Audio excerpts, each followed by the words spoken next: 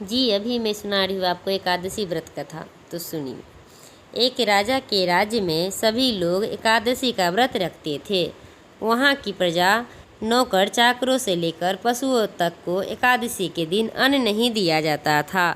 एक दिन किसी दूसरे राज्य का एक व्यक्ति राजा के पास आकर बोला, महाराज कृपा करके मुझे नौकरी पर रख ले। तब राजा ने उसके सामने एक शर्त रखी कि ठीक है, रख लेते हैं, लेकिन रोज़ तो तुम्हें खाने को सब कुछ मिलेगा, पर एकादशी को अन्न नहीं मिलेगा। उस व्यक्ति ने उस समय हाँ कर ली, पर एकादशी के दिन जब उसे फलाहार का सामान दिया गया तो वह राजा के सामने जाकर गिड़गिड़ाने लगा, महाराज इससे मेरा पेट नहीं भरेगा, मैं भूखा ही मर जाऊंगा, मुझे खाने के लिए अन्न दे दो।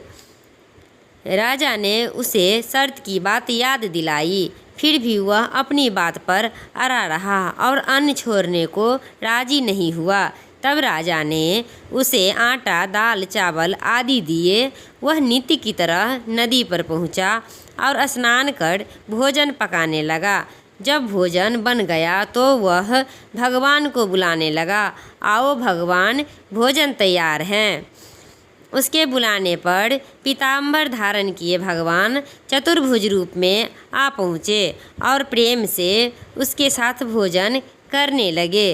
भोजन आदि करके भगवान अंतर्ध्यान हो गए तथा वह अपने काम पर चला गया। 15 दिन बाद अगली एकादशी को वह राजा से कहने लगा कि महाराज मुझे 2 गुना सामान दीजिए, उस दिन तो मैं भूखा ही रह गया। राजा ने कारण पूछा तो उसने बताया कि हमारे साथ भगवान भी खाते हैं, इसीलिए हमें दोनों के लिए सामान पूरा नहीं होता।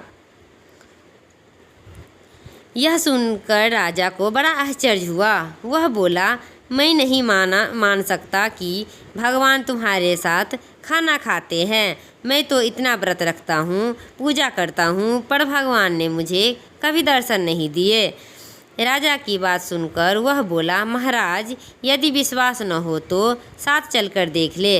राजा एक पेड़ के पीछे छिपकर बैठ गया। उस व्यक्ति ने हर रोज की तरह भोजन बनाया और भगवान को शाम तक पुकारता रहा, फिर भी भगवान न आए। अंत में उसने कहा, हे भगवान, यदि आप नहीं आए तो मैं नदी में कूदकर प्राण त्याग दूंगा।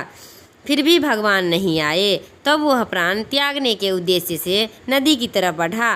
प्राण त्यागने का उसका दृढ़ इरादा जान शीघ्र ही भगवान ने प्रकट होकर उसे रोक लिया और साथ बैठकर भोजन करने लगे। खा पीकर वे उसे अपने विमान में बिठाकर अपने धाम ले गए। यह देख राजा ने सोचा कि व्रत उपवास से तब तक कोई फायदा नहीं होता जब तक मन शुद्ध न हो।